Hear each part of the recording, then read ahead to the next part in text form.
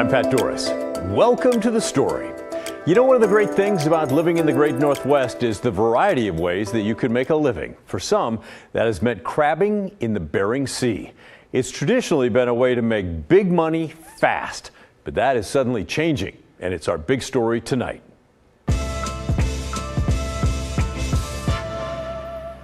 Last year, the crabbing world was shocked when the Bering Sea snow crabbing season was canceled. The reason? Billions of snow crabs essentially vanished. It left such a big hole in the species that the season is canceled again this year. That's crushing for some crabbers who rely on the lucrative catch to fill not only their pots, but their bank accounts. And what's it mean for the future of the industry? Meteorologist Leah Pizzetti has our story.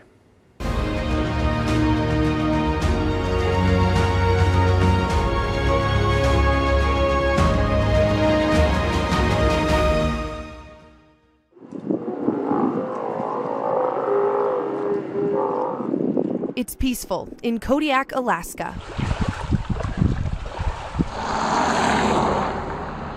An ecosystem where all species are reliant on each other. Hey, you got this one on? Good morning. Beautiful day here in Kodiak. Hey, good morning. A quiet day on the bay. Sounds like things might be slowing down out there a little. And that is the problem. Yeah, winding down here. So. This is usually the time of year when crabbers are frantically getting ready for a long season, but this year is different. In a normal year, you'd have, people walking back and forth, boats transiting from the dock over here to over here, putting pots on, getting gear ready. If anyone can find them, you can. So. Commercial crabbing is a family business for Gabriel Prout. Have a good one, Mike. We'll talk to you later. But commercial crabbing is once again canceled this year for snow crabs in the Alaskan Bering Sea. What's happened in the last couple of years has been completely unprecedented and a complete shock and surprise to the industry. To understand the current crabbing crisis, we have to take a look back. Gabriel says crabbing has always been a staple in this local economy. Bering Sea crab fishing has always been a very lucrative business of guys coming back with a boatload of crab, making $100,000 in a matter of a month or two. And catch levels are tightly monitored by government leaders. Every year, information on the crab population is gathered by the National Oceanic and Atmospheric Administration and is reviewed by scientists and a council of leaders from Northwest states to set overfishing levels.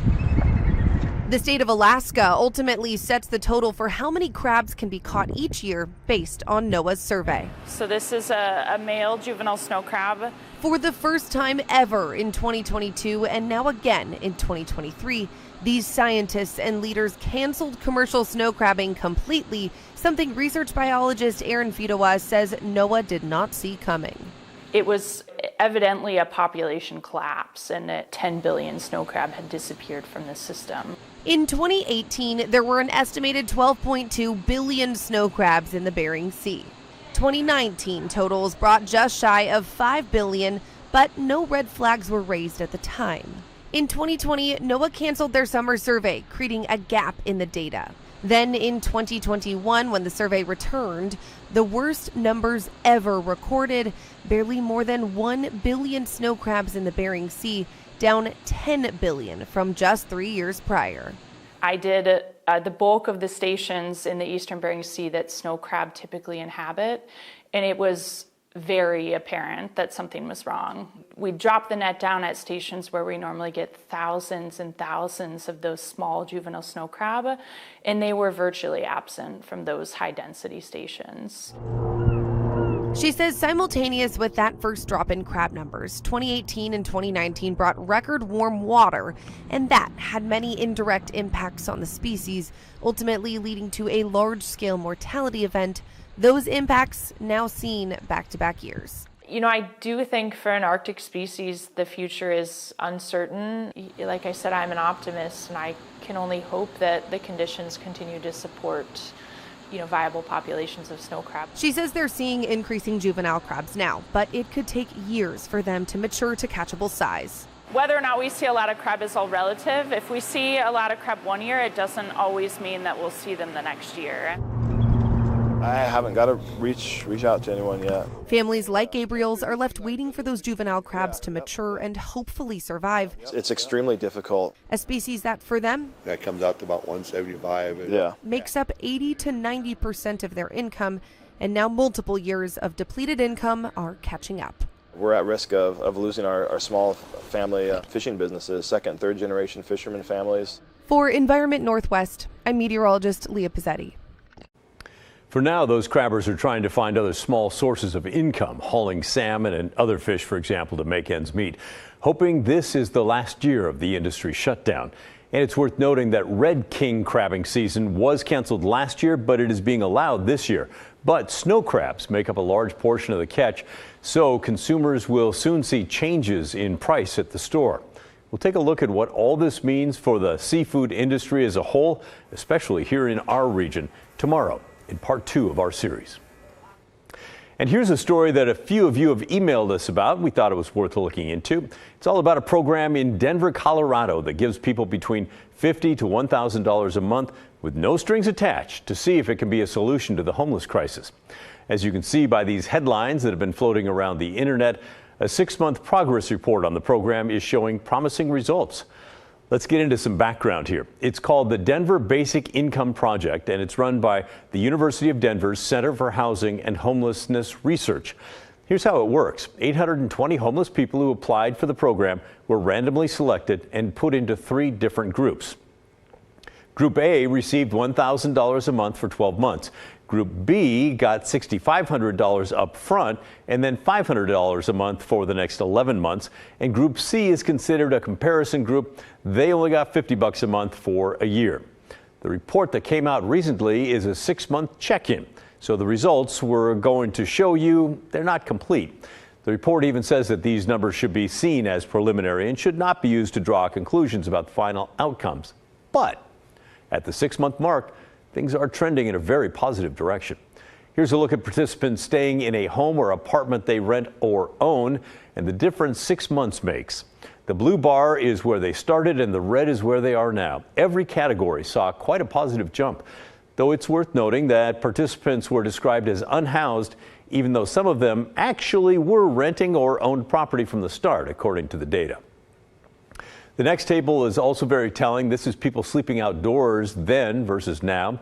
All of the people getting $1,000 a month are staying somewhere with a roof over their head 6 months after the program started. And the other 2 groups also saw a decrease. And how about shelter beds? Here at home, there are endless efforts, it seems, to increase shelter beds. And this program shows decreases across the board when it comes to people needing to stay in a shelter. That more than halved across every payment group, even those only getting $50 a month. Now, the report goes on to show that the bigger payment groups feel safer and more welcome in their sleep locations. Their overall nights unsheltered were down across the board, their financial well-being up across the board. Here's a look at changes for participants in having full-time jobs. The bigger payment groups, A and B, they each saw an increase. The comparison group getting $50 a month stay unchanged. Here's an interesting takeaway from the data. Despite the cash assistance, every single one of the payment groups reported a decline in their overall mental health. In this case, lower numbers mean worse mental health. So even people getting $1,000 a month or those who got the lump sum up front, then $500 a month, they all reported lower overall mental health. And the data on changes in hope from the start of the program to 6 months in shows a mixed bag. Group A unchanged. The lump sum group feels more hopeful while the comparison group does not. The data also shows that participants are using public health services less often, including emergency rooms. Now remember, these are prelim numbers, and a full report on the year-long project is expected to be released in June next year. But the executive director of the Denver Basic Income Project says the 6-month report is what they expected.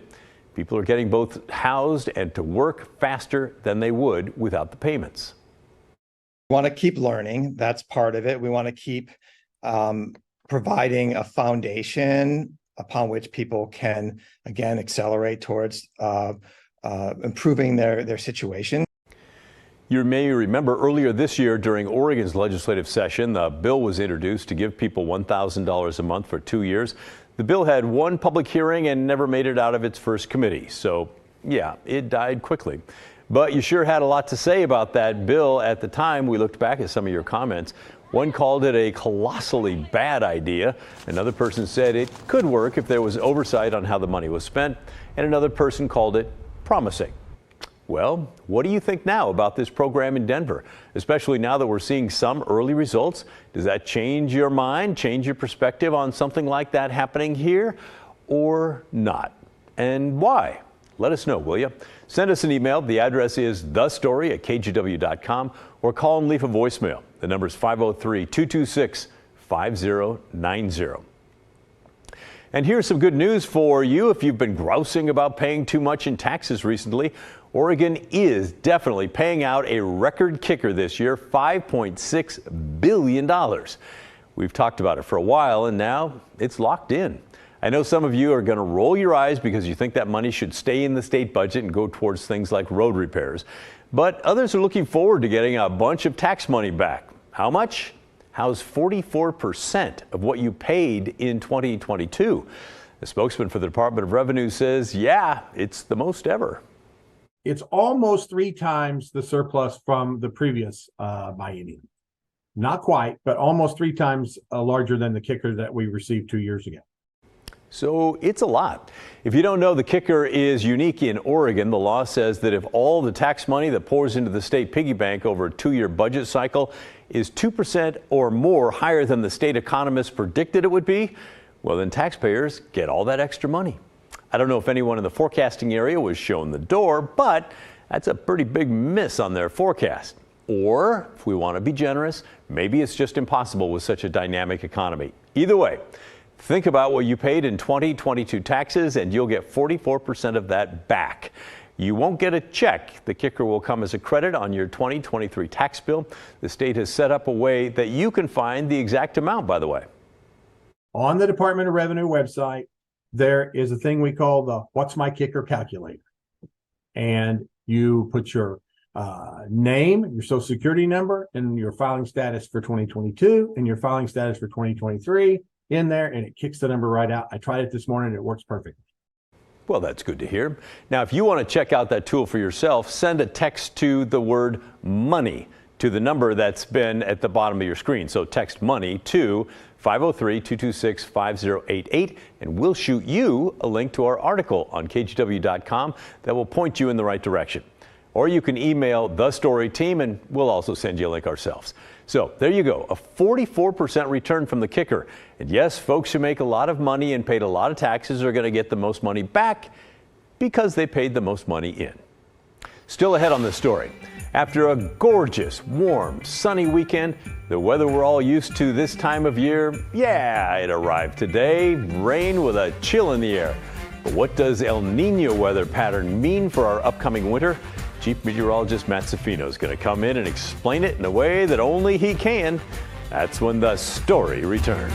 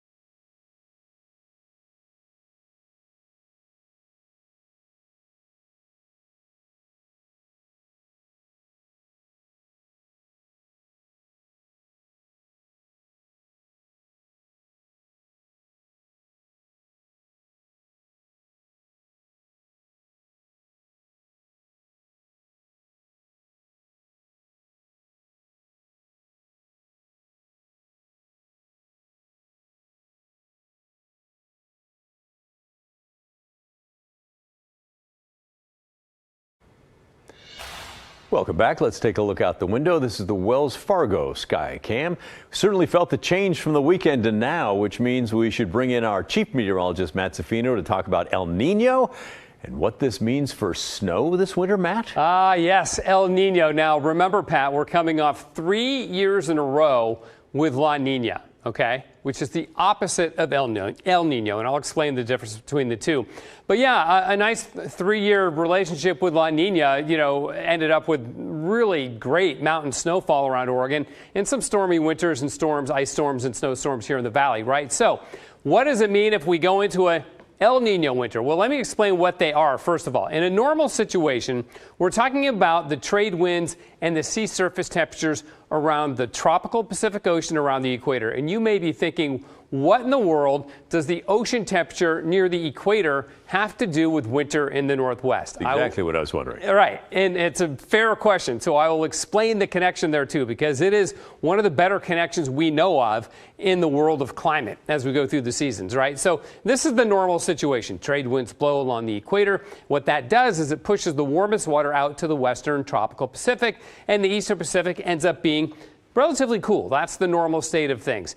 During an El Nino, though, that changes. And also, by the way, with the normal situation, lots of warm water in the western tropical Pacific. That feeds the typhoons that grow out there that we tell you about, very strong storms. It also produces a lot of rain in places like Indonesia. But during an El Nino, the ocean temperature pattern begins to change, and the western Pacific cools off, and that warm pool, if you will, switches and moves to the central and eastern tropical Pacific Ocean. So here's the connection. What that does is it changes the location where all that warm water, warm tropical water, sends water vapor and energy and heat into the atmosphere. That in turn changes the distribution and the location of the jet stream in the winter. So that's how the tropical Pacific temperatures are related to our winter weather. It all goes back to the jet stream and where that heat and that moisture is being put up into the atmosphere. And when it's not out in the western Pacific like normal, things change. And the bottom line it boils down to is we usually end up with a really strong subtropical jet stream, which makes Southern California, Texas, all the way over to the southeast, wet and cool. We end up with a split jet stream, a lot of high pressure, a lot of relatively warm winter weather, and not as many storms. So that's what we look at when we look at El Nino winters. That's the connection to the atmosphere. So let's look at what other El Ninos have done. And this is forecast to be a strong El Nino. So I looked at 4 other strong El Nino winters here in the Northwest, 72-73, 82-83, 97-98, and the last real strong one not too long ago, 2015-2016. I looked at Government Camp, Northern Oregon on Mount Hood, about 4,000 feet, Crater Lake, Southern Oregon Cascades, and higher at 6,500 feet. And both of those features, the latitude, if you will, and the elevation make a big, big difference as to who gets snow and how much. So for Government Camp, average snowfall throughout the entire period of record is about 267 inches. If you look at the 4 El Ninos, the 4 strong El Ninos, the average is only 162 inches, or about 60% of normal. So that, of course, indicates that we get less snow in the mountains in northern Oregon during El Nino winters like what we're expecting this year. Now, there were 4 months, skiers, where we had above average snowfall in those 4 years, so there will be periods of snowfall and heavy snowfall. So my message to skiers is, when it gets good, take advantage because it may shut down, okay?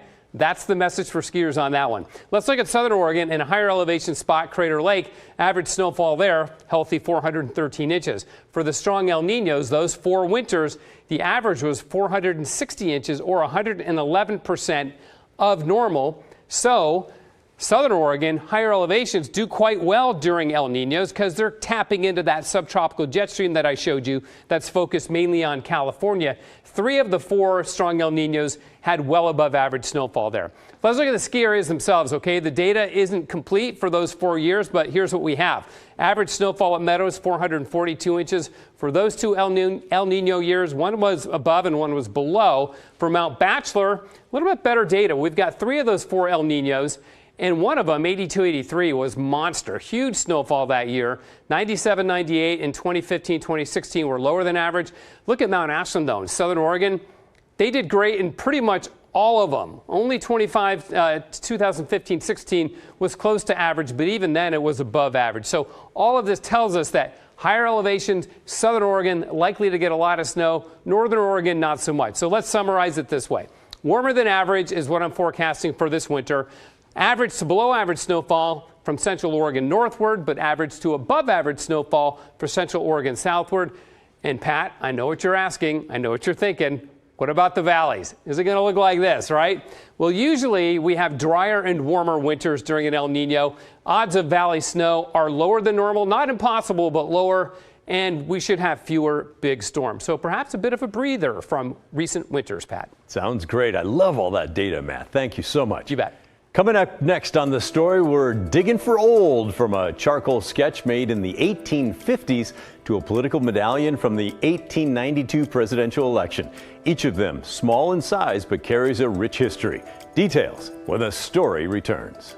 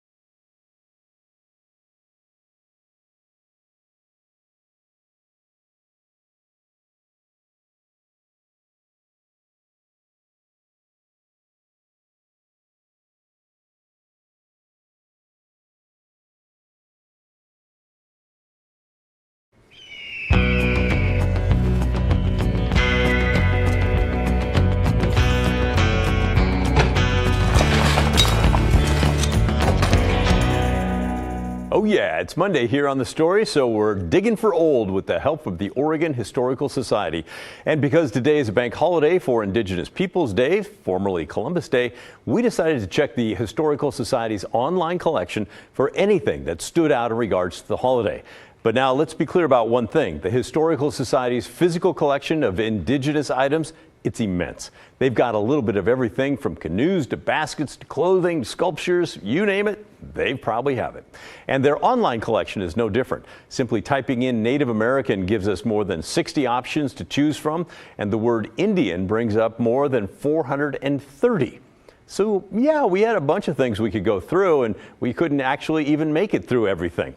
But this painting did catch our attention, and the story behind it is quite fascinating. It comes from 1853, several years before Oregon even became a state. Here's a closer look. It's a charcoal sketch titled Palouse Falls, which is actually a misspelling of Palouse, as in the Palouse River in the state of Washington. The drawing was published in an 1856 survey of potential railroad routes to the West Coast. It comes from an artist and map maker who specialized in landscapes and Native American portraits. His name was John Mix Stanley. Stanley explored and painted the American West in the mid-1800s, but despite his influence on American art, he's not a household name, as you might have noticed. And that's because of a fire at the Smithsonian that destroyed hundreds of his works in 1865. So, how did the Oregon Historical Society get its hands on this surviving piece? Well, the chief curator for OHS in the 1960s found it at a thrift store. Yeah, a thrift store right here in Portland. That was back in 1960. You never know what you're going to find at a local secondhand store. Now, let's move on to our second item, and this one references Christopher Columbus. This is from 1892. It's an aluminum medallion showcasing the Republican ticket for U.S. president that year. Incumbent President Benjamin Harris and the party's new choice for vice president, a man named Whitelaw Reid from New York. On the flip side of the medallion is a picture of the landing of Columbus in America against the backdrop of the world globe. This was meant to honor the 400th anniversary of said landing in 1492. While the medallion certainly looks nice, its ultimate goal failed. The 1892 presidential election was a rematch of the 1888 election. And this time around, President Harrison was defeated by former Democratic President Grover Cleveland. That win for Cleveland, by the way, allowed him to become the only president in U.S. history to serve 2 non-consecutive terms. The medallion was donated to the Historical Society in the late 1980s by a man named Stephen Bibler. He donated, listen to this, over 7,000 political items that some of them dated back to 1828, including buttons from every single presidential election through 1986. So that's just a glimpse into the Historical Society's online collection. It is vast, it is fascinating, it is something that we are going to keep mining, and we hope that you enjoy digging for old as much as we do. And if you, by the way, have ideas for our segment you'd like us to look into, please let us know. Our email is thestory@kgw.com, or you could call and leave a voicemail, 503-226-5090. That's the end of our show. Thanks so much for watching. We'll see you tomorrow.